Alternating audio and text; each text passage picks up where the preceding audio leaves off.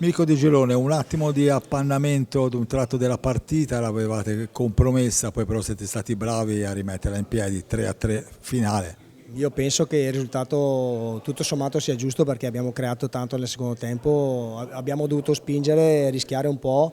e quindi penso che il risultato comunque tutto sommato sia giusto.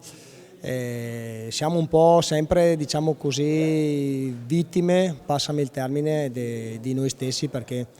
il Salzana ha creato su delle sbavature nostre abbastanza importanti, ne siamo consapevoli, probabilmente dobbiamo scrollarci di dosso un po' di aspettative troppo alte. Noi abbiamo una buona squadra e siamo lì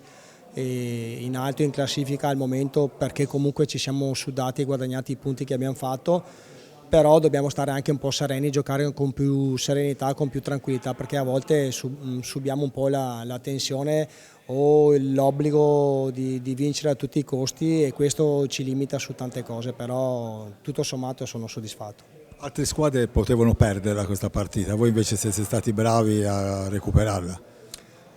Sul 3-1 a 4 minuti dalla fine ci siamo parlati, anche i ragazzi hanno detto è lunga, l'abbiamo secondo me